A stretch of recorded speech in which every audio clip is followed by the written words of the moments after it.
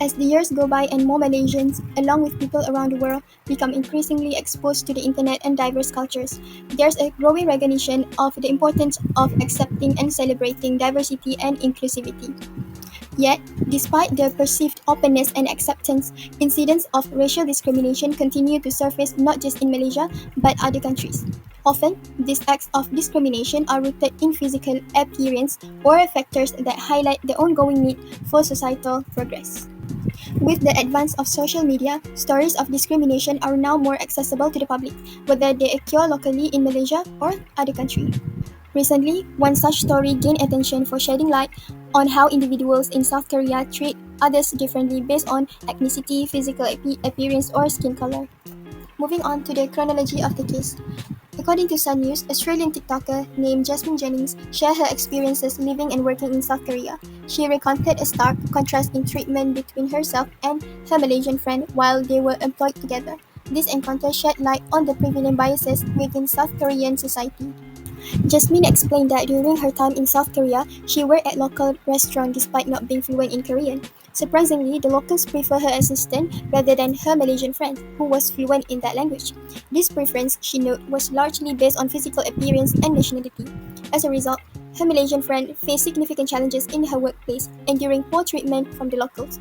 According to Jasmine again, as soon as people found out that she is Malaysian, they instantly had a problem and refused to talk to her. Despite Malaysian co-workers' effort to communicate, she was consistently ignored and faced dismissed behavior. The discrimination persisted, leading to instances of verbal abuse and disrespectful treatment directed at her co-worker. Beyond the workplace, Jennings also recounted instances of discrimination extending beyond the office. During a routine taxi ride, her Malaysian friend faced ostracism from a driver who outright ignored her presence and refused to engage in conversation. Even as she assists with Jennings with translation, Jennings attributed these experiences to deep-seated xenophobia entrenched within South Korean society. Because of this issue, there are many people share their own feelings and encounters while in South Korea, echoing similar struggle faced not only by Malaysians but also by individuals from countries especially in ASEAN such as Indonesia, Thailand, Vietnam, and more. What is intercultural communication? According to Samova and Porter, intercultural communication is defined as the study of communication between people whose cultural perceptions and symbol systems are distinct enough to alter their communication. In their model of intercultural communication, Samova and Porter illustrate the process of how the meaning of a message changes when it is encoded by a person in one culture and decoded by a person in another culture in the context of his or her own cultural background. In some cases, the message might be interpreted to carry different meaning. The problems or barriers that happen to intercultural communication. Firstly, stereotypes. Secondly, racism, prejudice, and ethnocentrism. Firstly, stereotypes. Stereotypes are oversimplified ideas about groups of people. Stereotypes can be based on race, ethnicity, age, gender, sexual orientation, almost any characteristic. They may be positive, such as all Asian students are good at math, but most of the time it is negative. In this case, we can say that Koreans tend to look down on Malaysian because of their bad perception towards South Asian about the economic status, skin color, and assuming that Malaysians are inferior or less capable.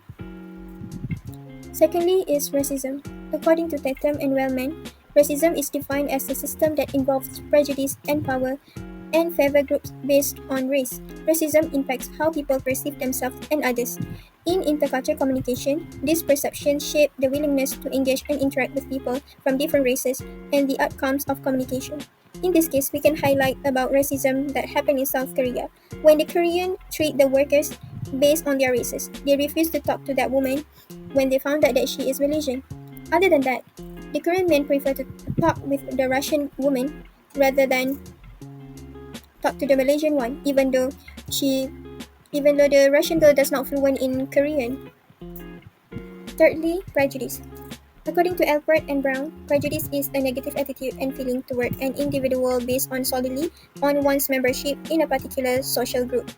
Prejudice, like stereotypes, can be either positive or negative, although it is generally referred to as the unfair, biased, or intolerant attitudes or opinion towards another person or group simply because they belong to a specific religion, race, nationality, or other group.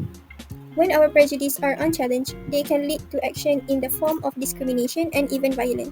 We can see in these issues where the Malaysian woman got verbal abuse and disrespectful treatment directed at her by Korean. Fourthly, ethnocentrism. According to Maljishi 2019, ethnocentrism defined as the belief that the customs and practice from one's culture are superior to the cultures of others.